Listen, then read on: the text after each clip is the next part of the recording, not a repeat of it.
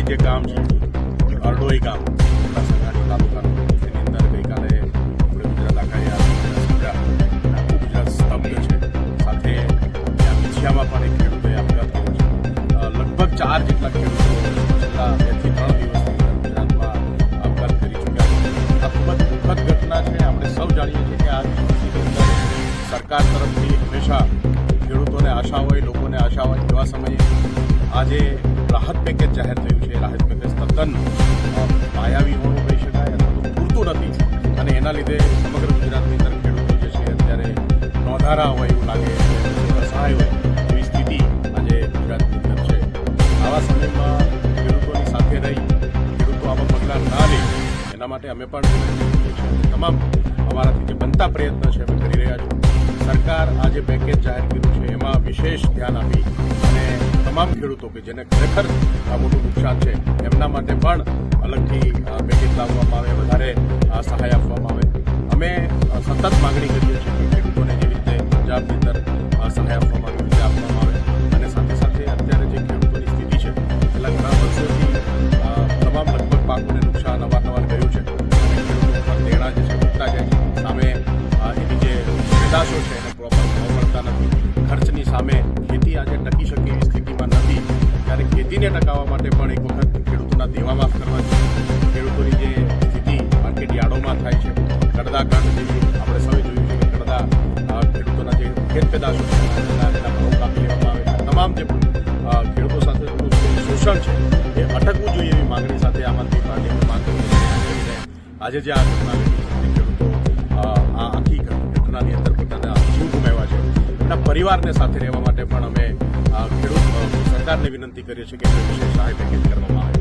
અમારી માંગણી છે કે જેવી રીતે એક સૈનિક બોર્ડર ઉપર શહીદ થાય દેશ માટે શહીદ થતો હોય અને એવા સમયની અંદર આખા દેશનું જે પેટ ભરનાર ખેડૂત છે એ પણ જ્યારે આવી રીતે આત્મહત્યા કરતો હોય તો એમને પણ સન્માન રાશિ પેટે 1 કરોડ જેટલા પૈસા સન્માન રાશિ પેટે આપવા જોઈએ જેથી કરીને ખેડૂતોનું સન્માન જળવાવી શકાય અને આવી ઘટનાઓ જે છે રોકી શકાય, જેથી ગુજરાતની અંદર જે ખેડૂતો છે એમને પણ એમનું સન્માન જળવાય, એમને પણ એવું લાગે કે અમે પણ દેશના આ વિકાસ દેશના લોકોના ભરણ પોષણ કરવામાં જે યોગદાન છે એ યોગદાન એમને પણ ગર્વભેરે લઈ શકે એના માટે અને ખેતીને ગર્વભેર લઈ શકે એના માટે આ અમારી માંગણી છે કે સરકાર પાસે કે સરકારે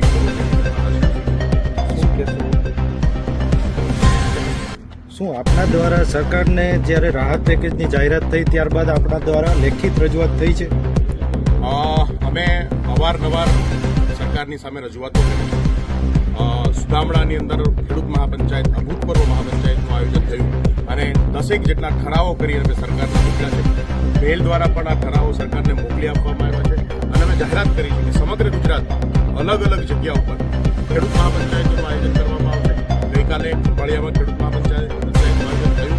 આવતીકાલે તાલાળાની અંદર ટોબરા ગામે ખેડૂત મહાપંચાયતનું આયોજન છે અને એવી જ રીતે ગુજરાતના સમગ્ર અલગ અલગ વિસ્તારમાં 7 જેટલી મહાપંચાયતો અમે કરવાના છે. સાથે સાથે ગુજરાતના તમામ લોકોને ખેડૂતો પાસે જઈ અને અમે અમારા જે હસ્તાક્ષર અભિયાન છે, આ ઠરાવ જે છે આમ આદમી પાર્ટીનો જે ઠરાવ છે એ ઠરાવ પર હસ્તાક્ષર કરવાના છે અને હસ્તાક્ષર કરી અને તમામ હસ્તાક્ષરો જે છે પહોંચાડવાના છે. આવનાર 16મી ડિસેમ્બરે તમામ ગુજરાતની આ જે હસ્તાક્ષર છે બધા ભેગા કરી અને અમે મુખ્યમંત્રી સુધી પહોંચાડીશું. ગુજરાતની વેદના, ગુજરાતના ખેડૂતોની વેદના અને ગુજરાતના લોકોની માંગણી જે છે એ અમે સરકાર સુધી પહોંચાડવાનો પ્રયત્ન કરવાના છે.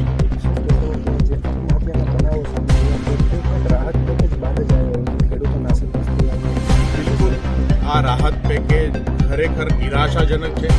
ખરેખર આ એક ખેડૂતો સાથે ક્રૂર મજાક છે. આટલું રાહત પેકેજ એક વીઘે 3200 રૂપિયા જેટલું રાહત પેકેજ. તમામ આપણે સૌ જાણીએ છીએ કે ખેતી કેટલી મોંઘી છે. બિયારણના પૈસા પણ ખેડૂત આપ્યા નથી. ત્યારે ખેડૂતોની માંગણી એટલી તો હોય જ કે ભાઈ એટલી તો આશા હોય કે અમે જે રોકાણ કર્યું છે રોકાણ પાછું પડે અને જો ઉદ્યોગોને ડૂબતા ઉદ્યોગોને બચાવવા માટે સરકાર કરોડો રૂપિયાની લાણી કરતી હોય તો ખેડૂતોને એના રોકાણના પૈસા પાછા આપવા જોઈએ એવી માંગણી આજે સમગ્ર ગુજરાતમાં તમામ ખેડૂતોને અને તમામ લોકોને છે. એવા સમયમાં આ પેકેજ જે છે એ ખરેખર નિરાશાજનક રહ્યું અને આ પેકેજ જોયા પછી જ ઓલમોસ્ટ આપણે જોઈએ છે કે ખેડૂતોમાં નિરાશાઓ વધી છે અને અમે રિક્વેસ્ટ કરીએ છીએ કે હારી જવાથી કશું થવાનું નથી. લડીશું અને સરકાર પાસે આપણે ન્યાય મેળવીને રહીશું, આપણા અધિકારો